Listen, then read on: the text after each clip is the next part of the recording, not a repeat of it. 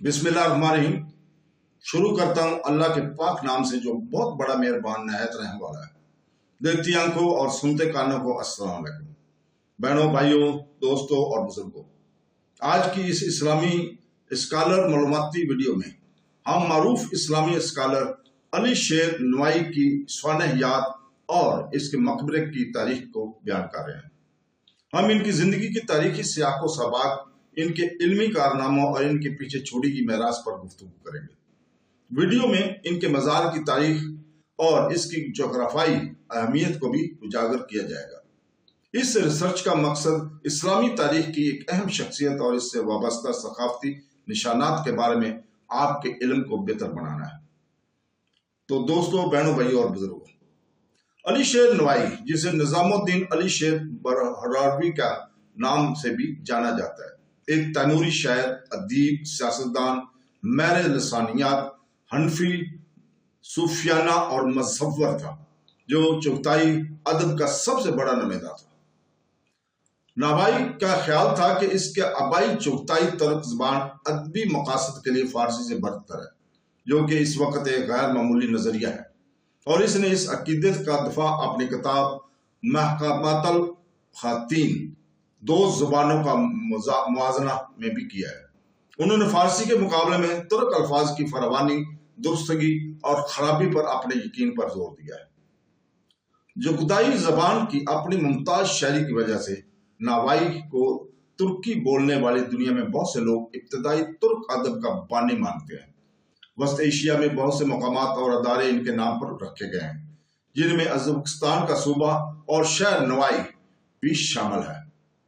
अली शेर नवाई की याद में बहुत सी यादगारें और मजस्मे मुख्तलिफ ममालिक और शहरों में बनाए गए हैं, जैसे ताशकंद, सबरकंद, अज़बकिस्तान के नारवाई, तुर्की का नकरा, जनूबी कोरिया के सियोल, जापान के टोक्यो, चीन की शंघाई, किर्गिस्तान के ओश, अस्ताना, कजाकिस्तान का ताजिकिस्तान का दोशंबा, अफगानिस्तान का हरात, अजरबैजान का हाकू, रूस का मॉस्को, बेलारूस का मुंसलिक और अमेरिका की वाशिंगटन डीसी में। अली शेर नवाई सन 1441 में हरात शहर में एक पढ़े लिखे तुर्क चांसरी किताबों के खानदान में पैदा हुए। अली शेर की जिंदगी के दौरान हरात पर तैमूरी सुल्तनत की हुकूमत थी और मुस्लिम दुनिया के मारूफ सकाफती और फिक्री मराकज में से एक बन गया था। अली शेर का तअल्लुक तैमूरी अशारफिया के जुगताई में मीर तबके से था। अली शेर के वालिद गियासुद्दीन कचीना तैमूरी हुक्मरान शाहरुख के महल में खरासान में एक अल अफसर के तौर पर खिदमत अंजाम देते थे। इसकी मां ने महल में शहजादे की गवर्नरी के तौर पर काम किया।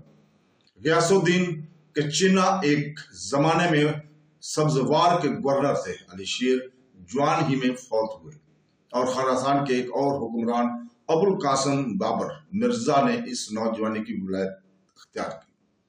अली शेर सुल्तान हुसैन बाकरा की साथी थे, जो बाद में खरासान का सुल्तान बन गया। अली शेर के खानदान को सन 1447 में शाहरुख की मौत के बाद हरात से फरार होने पर मजबूर किया गया। जब एक गैर मुस्तहकम सियासी सूरत पैदा हुई थी, 1450 की दहाई में ऑर्डर बहाल होने के बाद इनके खानदान खरासान वापस चले गए। सन 1456 में अली शेर और बाकरा अबुल कासिम बाबर मिर्जा के साथ मशहद गए। अगले साल अबुल कासिम का इंतकाल हो गया और अली शेर और बाकरा अलग हो गए। जब बाकरा ने सियासी इक़्तिदार कायम करने की कोशिश की, अली शेर ने मशहद, हरात और समरकंद में अपनी तालीम हासिल की।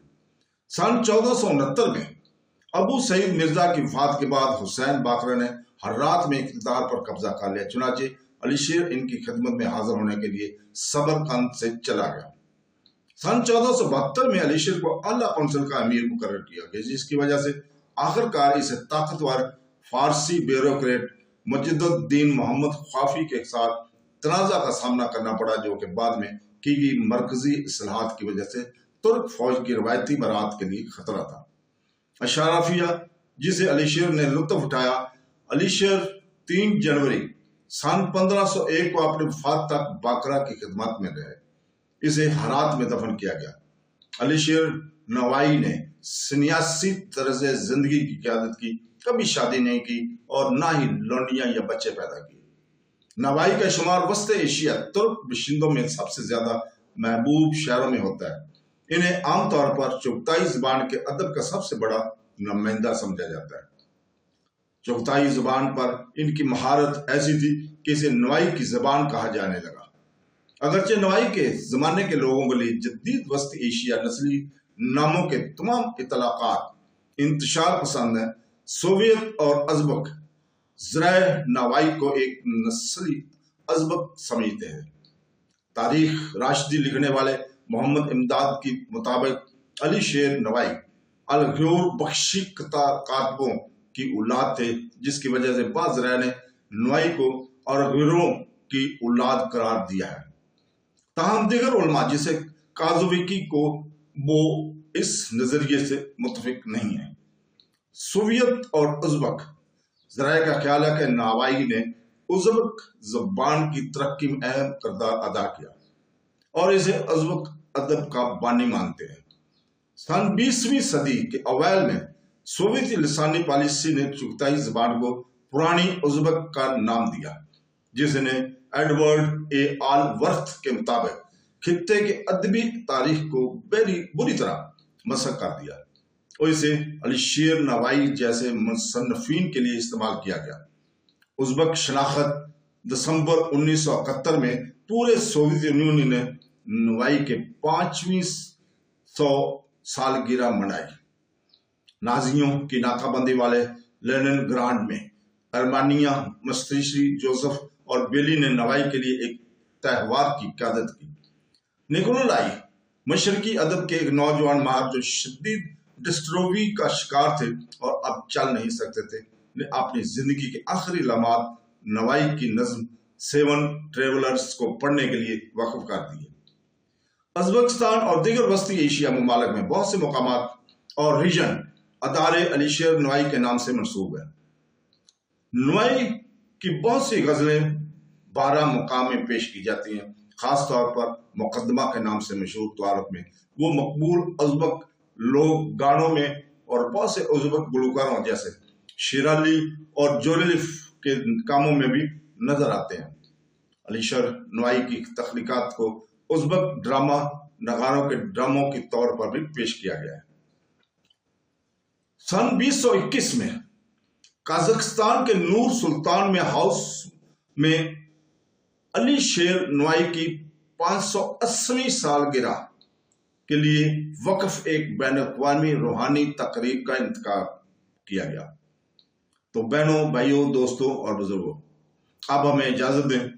کل ہم اسلامی اسکالر ابو الحسن الخرقانی کی سوانح اور ان کے مقبرے کی تاریخ کو بیان کریں گے۔